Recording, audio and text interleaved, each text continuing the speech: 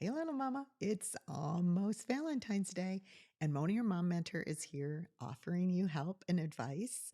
And today we're going to be talking about marriage, and I'm really excited to give you my perspective after being married for 42 years. So, you are not going to want to miss this important moms like us do things like this. Here we go.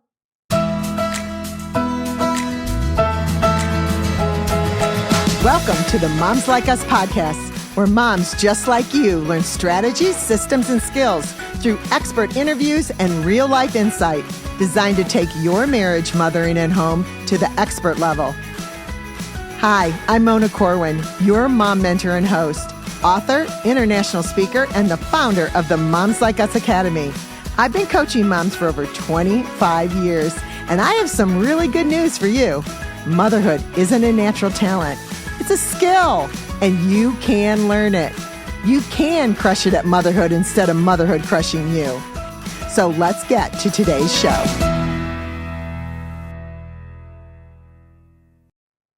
Well, here we go. I was going to do some Q&A because y'all send me questions all the time about being married. I really do love our marriage. And we have been married, I said 42 years, but I think it's more than that. My husband always gets it right. But anyways, over 40 years. Sweetheart, marriage is a beautiful institution and it was instituted by God. And while we can talk about the spiritual aspect of it, those of you that have already taken my Authentic Womanhood course or you're in the academy, you already have all the spiritual and um, uh, godly point of view on marriage and womanhood and manhood. And if you haven't, then just DM me and or email me and let me know that you want to get on a waiting list for when we have that again. It is really a wonderful perspective and will give you, well, it's not just perspective, girl, it's truth. It's just truth straight from the word. But today I want to focus on the perspective of being in our culture and what that means. And I heard someone say the other day that the foundation of marriage is the foundation of our culture, and that when marriages fall apart, cultures fall apart. And when I heard that, I thought, well, I know, but is that really true? But as I thought about it, I thought, true, it is true. Because when a marriage falls apart, a family falls apart. And when a family falls apart, there's wounding and brokenness in every aspect. Not that there can't be wounded and brokenness inside of a marriage, but when we're committed in a um, not in a contract, but when we're committed in a covenant with our mate, then God can help us through. And when that foundation is strong, then all things seem to go better in our marriages, our homes, our families, our workplaces, and the way we interact with one another. I think it might be true. Now, you might have a different view, but today I'm going to think it is. So, marriage is um, marriage is the coming together of two people. Now, the world, the culture, will tell you it's a contract, it's a piece of paper. We don't necessarily need it. I don't have to be married to have a relationship with someone. They'll tell you that. They'll also tell you that if you've been married 7 years, well, that counts. You're just already. I mean, I'm sorry. If you've been living together 7 years, then that counts. You're married. I think they call it common law marriage. I don't know what's so common about that, but that is not true. When there is a covenant and you make a covenant with your husband, your spouse, there is something in that that is so beautiful and wonderful. And God created it that way. God created covenant with us. And when we create covenant with our spouse, there is something very special that takes place in our hearts and our minds. And it's different. those of you that may have lived together before you got married, you may have found that things were indeed different after you were married. So even living together doesn't really prepare you for what will take place or the beauty or the blessing that you have after you're married. So, with that said, let's just say God knew what he was doing when he created marriage. And I think the culture is taking it in a really crazy direction. But today, I've got good news for you and I've got hope. And we're going to talk about communication. We're going to talk about connection. We're going to talk about, well, let's just get going. What I have found is that we were made for love. This is actually scientific. They've taken MRIs. Here, let me just read it to you. There's a study that was done at the College of Medicine in New York on couples who claim to be in love for more than 21 years. Isn't that cool? You just want to know all the things that they learned, right? But when these MRIs were done, the interesting thing was when they talked about their marriage, there was part of their brain that is called the pleasure center, and it showed strong activity when they looked at these different parts of the brain. There were 12 parts of the brain that became active when they were talking about their marriage and their love. 12 parts became active all at the same time for couples that had been married more than 21 years and said they were still in love. That didn't happen for other people that weren't married or other people that were not happily married.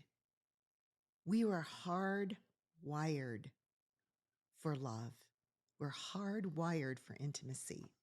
We're hardwired for that deep love that comes from intimacy. Intimacy in the Bible, the word itself means knowledge. You know, I've heard it said, and maybe you have too, intimacy means into me you can see. And it is that safety that is in a marriage covenant that into me you can see. And I want you to see. I want you to have knowledge of who I am. And as your marriage goes and the years go by, and you do some of the things that are necessary, and you go through the hard times, and then you live this great adventure called marriage and life together, you'll see there is an intimacy that comes. I don't know really how to explain it, but I want you to know that there's the promise of it. The the the way that I feel about Warren, it's it's it it's a thickness, it's a strength, it's a knowing. I know him. I know him like I didn't know him 30 years ago, like I didn't know him 20 years ago. And the longer we're married, the longer we do the communication, the connection, and becoming one, we really are. We really are. And you really can be. And I know it seems hard sometimes. It was hard for me sometimes too. But it really is. It's a melting together. But it's not just a melting together, it's kind of a puffing up. It's kind of like when you make meringue, for a pie. You put in the eggs, you put in the sugar, and then you put in cream of tartar. Cream of tartar, you do not want to have cream of tartar on your tongue. It's tart. But then you put in that sugar. And girl, then you turn on the mixer. And the mixer's life. And life can be kind of whippy, kind of crazy. And it kind of whips around and whips you around. But you know what? It all goes together. But those two egg whites, they mesh together and they really do become one. And then it just gets sweeter and bigger and fluffier. And it just becomes a wonderful thing. It's a topping for everything. That's what becoming one is like. It really does just get better. Yes, there's sweetness. Yes, there's tartness. And yes, there's a lot of whipping that goes on, but it brings you together as one. And I want you to know that that really, really does happen. I'm kind of shocked that I've been married this long. It goes by really fast. I've known Warren since I was 14 years old, and he was a very mature 15-year-old. It seems like it was yesterday. It seems like it was yesterday. But it really does only get better. Okay, with that said, I want you to know not only are we bonded together for deep love and intimacy, and that our brain actually develops these pleasure centers that are not there in unhappy marriages. We have something that is actually chemical that's inside of us for our marriages. It is a bonding hormone, and that bonding hormone takes place through communication, connection, intimacy, and the becoming one, the whipping around. And that bonding hormone is called oxytocin. Now, a mother has that when she has a baby. You had it when you had your children. And it's a bonding hormone that is released a lot when a mother has her baby. Even if you've adopted a baby, a woman that holds her baby, even if it's adopted baby, like what I had with Mallory, our bodies automatically start secreting an overabundance of oxytocin, which is why we fall in love with our kids and think they're the cutest ones when maybe they're not. They're not the cutest ones. My kids are the cutest ones. I don't know about yours, but you know how that goes. But that's what happens when we fall in love. And we fall in love, and it's a miracle. I don't want to say it's magical because it's not. It's a miracle. It's a miracle when two people fall in love. Now, you can think that you're in love and not really be in love.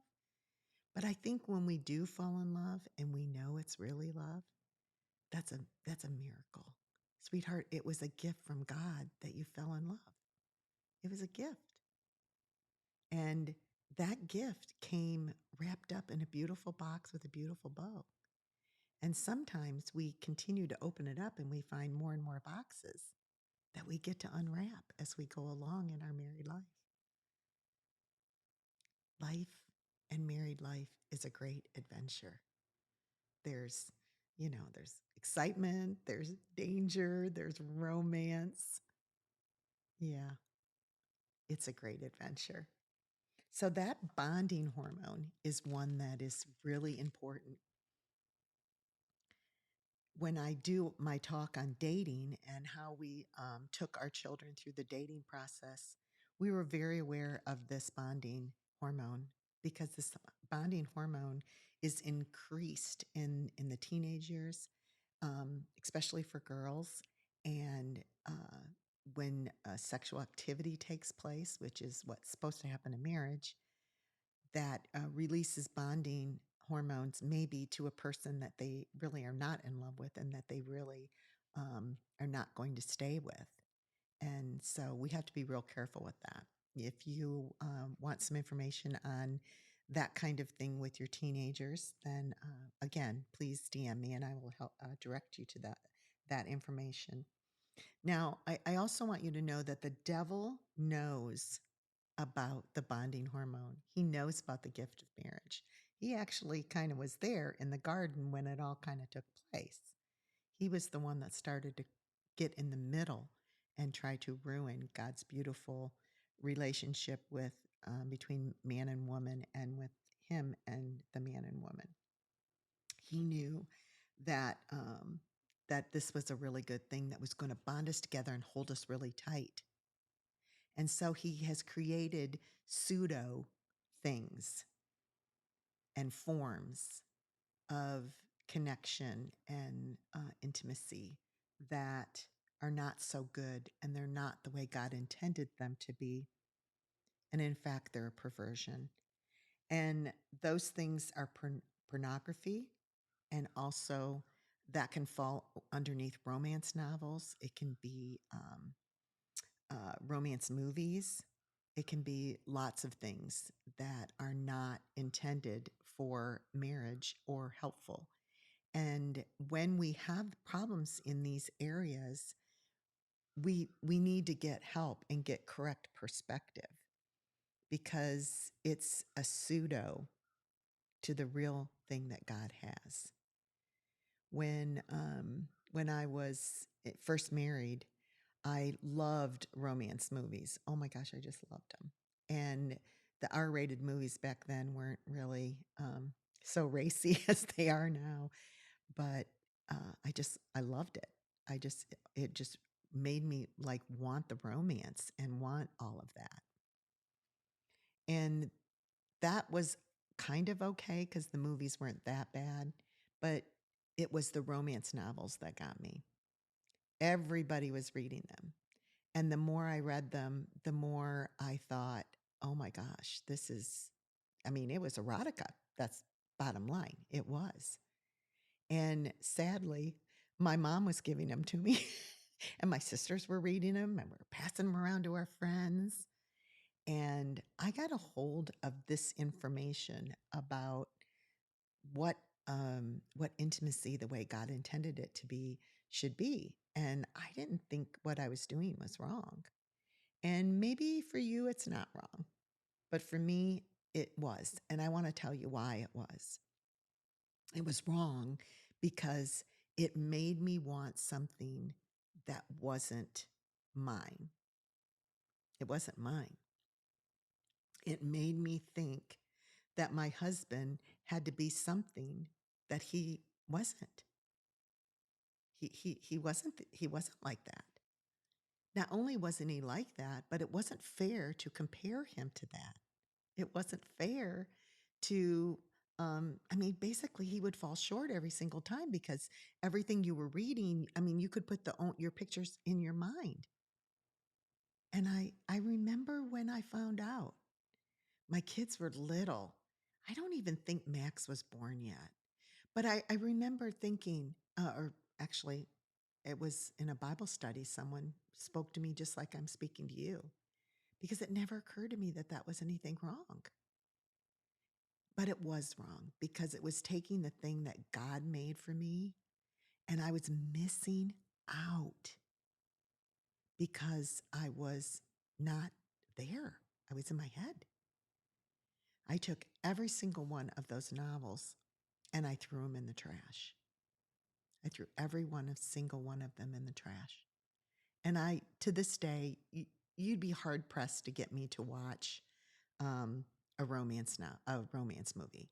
Rom-coms, they kind of irritate me because they're all kind of the same, and there's feminism in there, and I kind of get mad about that. But you'd be hard pressed to have me watch a romantic movie, because I don't want to take that stuff into my head and into my heart and have something that the enemy can use against me in my marriage. And so today I'm asking you, is there something that maybe you are kind of using to make images in your head, or to make things in your head that are not what is the reality of your life, or that maybe the enemy is using?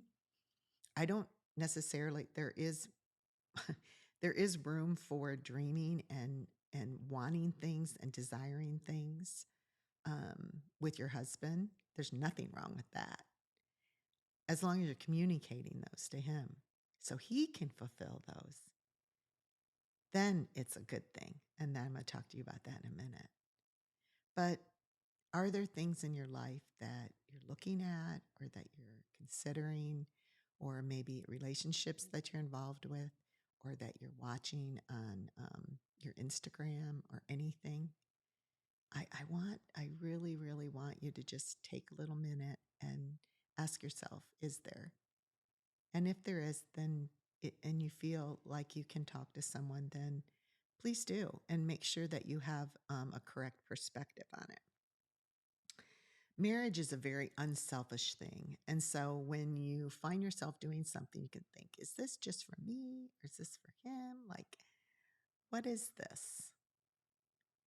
You can kind of tell sometimes if it's kind of selfish in its platform. But know this, we have a real enemy and he wants your marriage. And don't give it to him. So ask yourself some tough questions. I have something really hard to tell you. The statistics are that the fastest growing use of pornography are 16-year-old girls. The enemy is going at us women stronger and stronger, and we need to be alert to this roaring lion that's around. Okay, let me get back to my continuing of how we're different. You know, there's a hunger for intimacy. There's a hunger to be known.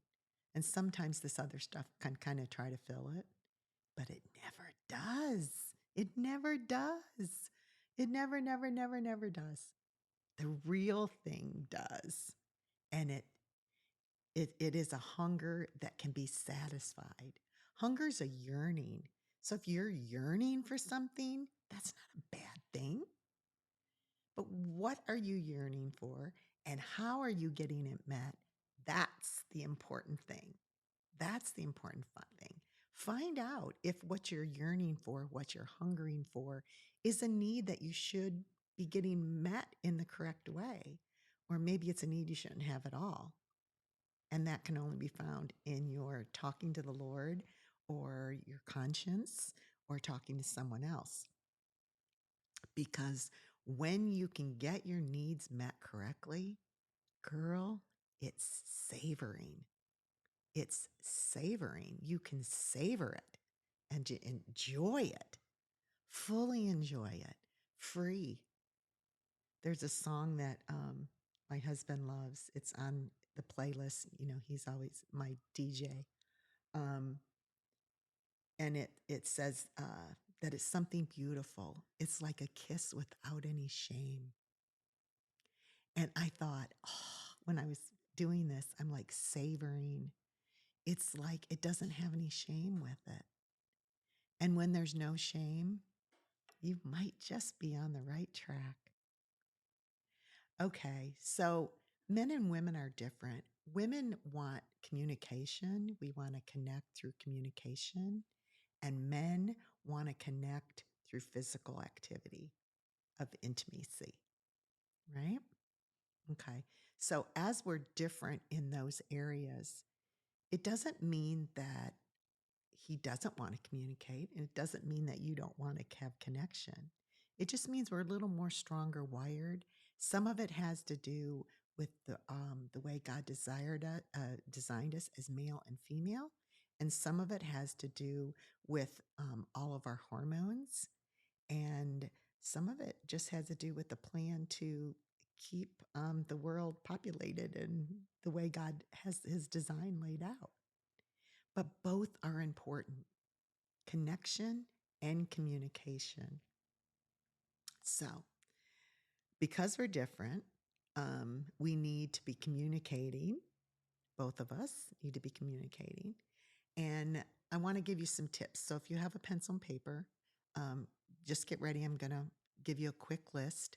These are some of the things that I'll go into more detail when I do the master class. I'm doing the master class for the academy this month, and it's going to be very detailed and might be a little racy.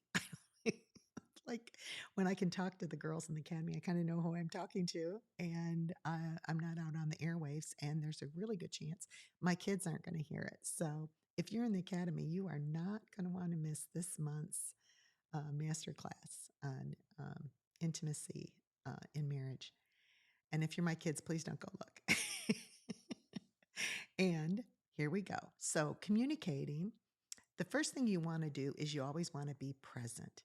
You want to be there. You want to take the moment to really be present when you're trying to communicate something with your husband that you want, that you're concerned about.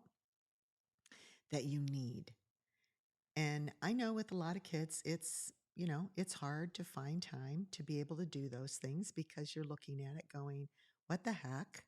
How am I supposed to do that with these kids running around? But, you know, put a movie on. Put a movie on and sit on the back porch. I know these kids go to bed. I know they do. And you may be tired, but communication is so, so important. As you know this. Okay, so be present in the moment that you're in. Body language is number 2. When Warren and I are going to have a serious talk, I know a lot of people like to talk in the car. I don't think that's a good idea if it's a really important issue because I want to sit face to face with him, close, so that if we can even sit on the sofa and look at one another. My body language says, I'm here, I'm present, and I am looking at you, and you have my full attention. If you can hold hands, then that really does help because that physical connection lets him know, hey, I'm going to tell you something, but I'm connected to you. I'm here. Again, you've heard this one for sure. When you start talking about what you need or want or you have to talk about, use I statements, not you statements. I know we've heard it, but I know I keep doing it. And I've been married for a really long time. And I catch myself saying, you do this and this, when you do this, this makes me feel like this. And it's not right. And like that. So get your thoughts together beforehand so that you can really have your to go to statement that you can say, I need to talk to you about something that I am dealing with, or I need, or I was thinking about. Okay, that was the other thing. Now, after he has said something, before you respond, think about how you're going to respond. Really, try not to get offended. Try to keep anger out of the way. Really listen to what he said. Listen to what he said before you respond.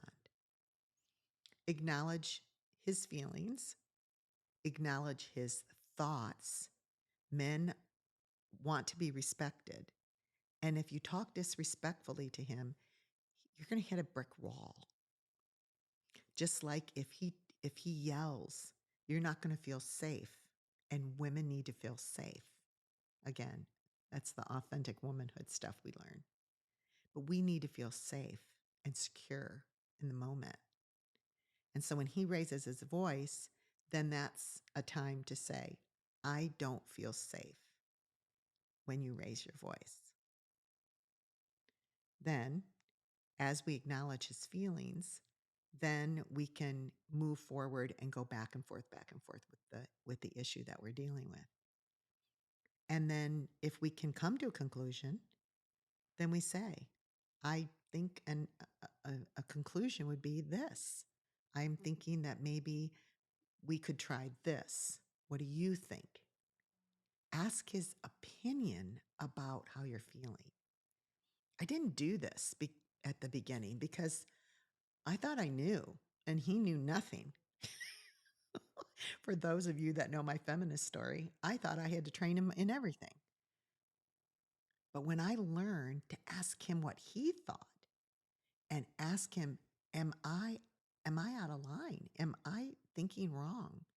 Is there something about this that I'm not getting straight? That is always so helpful. And it's because he's your mate. He knows you.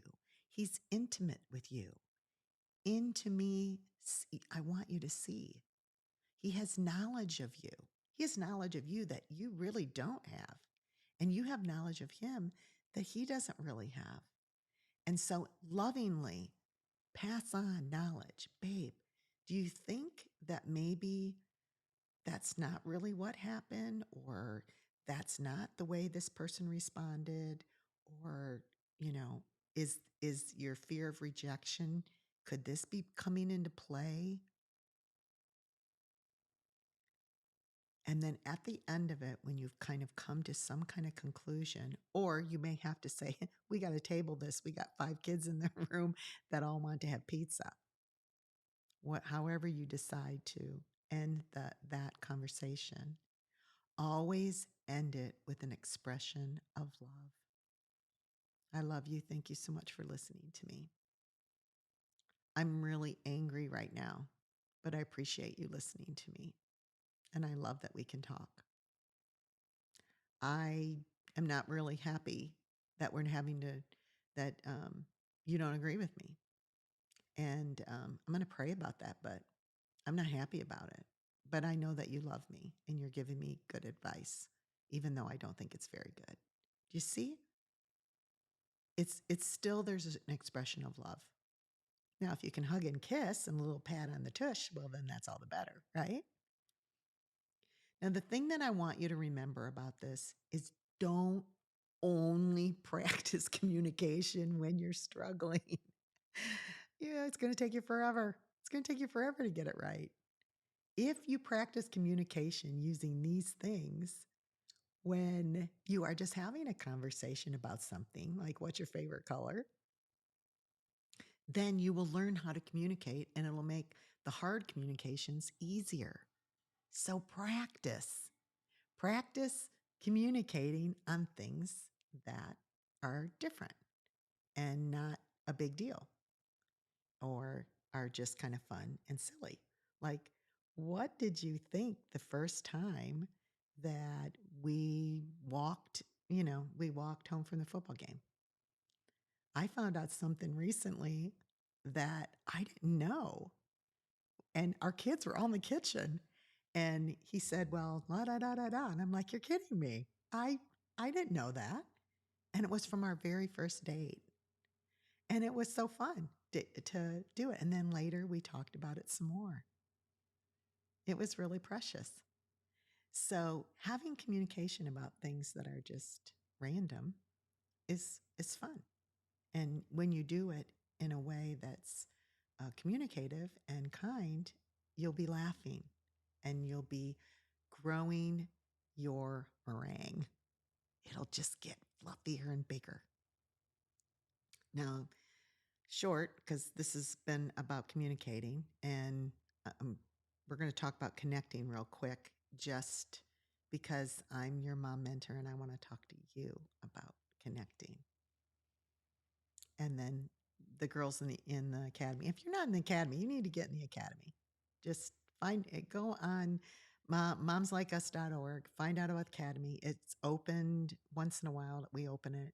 I don't know. It might be open right now.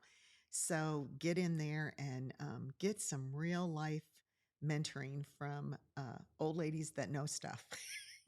We have experts that are going to help you on everything. And then you have mentoring from Mona the Mom Mentor and these other women when they're our monthly master class teachers that are going to walk you through. And we're here to answer questions. It is a wonderful Titus 2 kind of gone online kind of thing. So go look at the academy. I love it and I'd love to have you in it.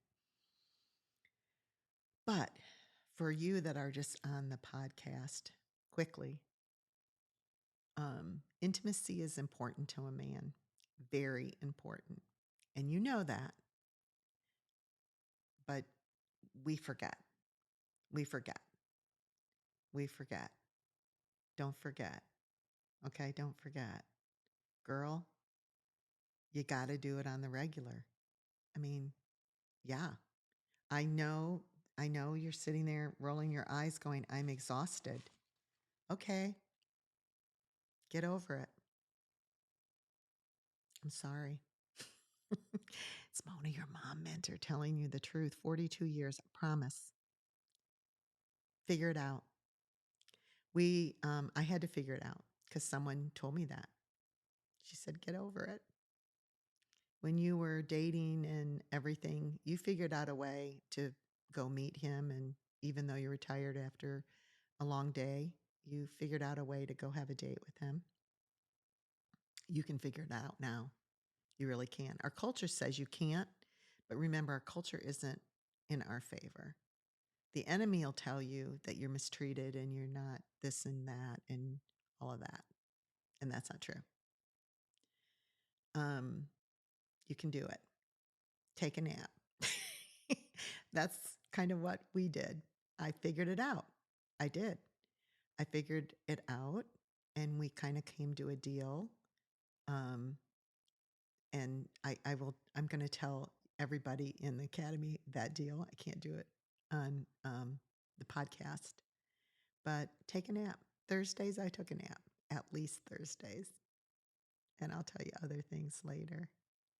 But on Thursdays, I took a nap and I would call him and leave messages on his answering machine back in the day and say, oh, geez, I just got to tell you, I just got up from a nap.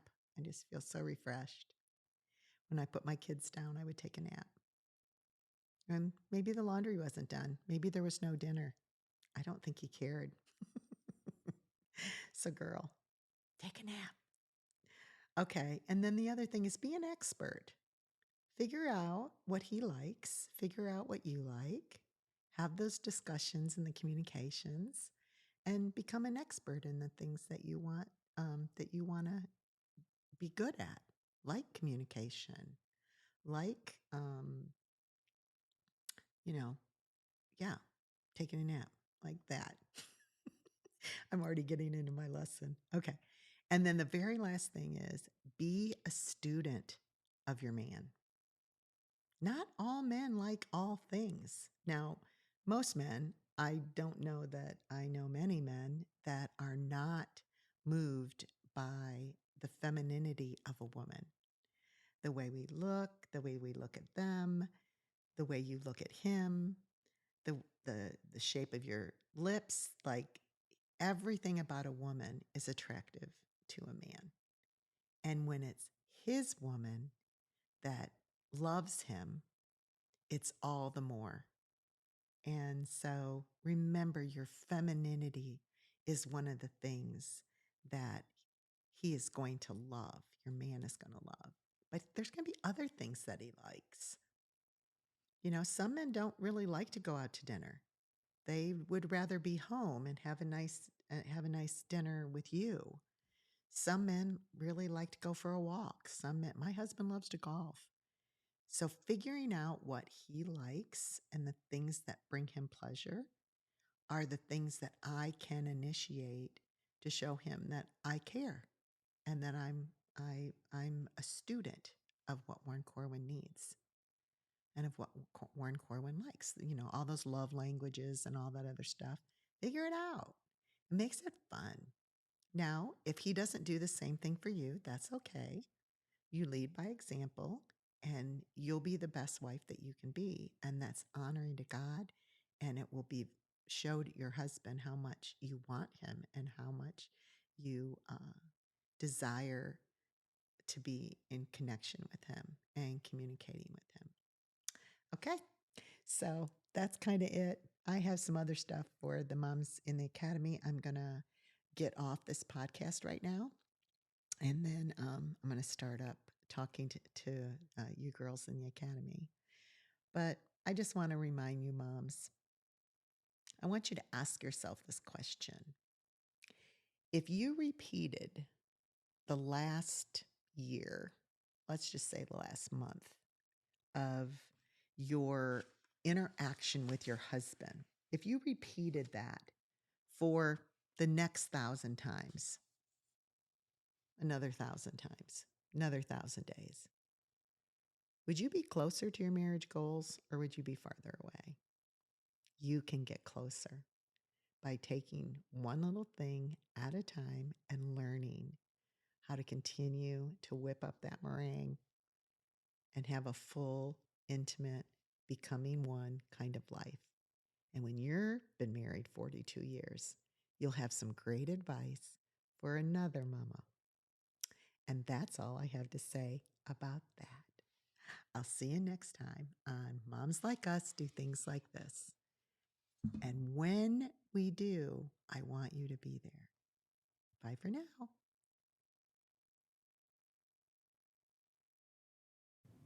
Hi, I hope you liked this episode of the Moms Like Us show. And if you did, I hope that you'll share it. You'll share it with another mom friend because, moms like us do things like this. I also hope that you will check out the Moms Like Us Academy, where we take ideas like we've been talking about on the show, but we go deeper. We just don't get inspired and think, ooh, that's a really good idea. I think I want to try that. We actually learn how to do these things and why we need to. And then you know what? You have Mona, the mom mentor, and other master moms that teach the master classes in there. They come alongside and we don't leave you alone. We help you implement and really, truly change your mom life into the mom life you've always wanted to have, because motherhood isn't a natural talent. It's a skill, sweetie, and you can learn it. So go and check out the Moms Like Us Academy today and find me when you get there and say hi. Bye.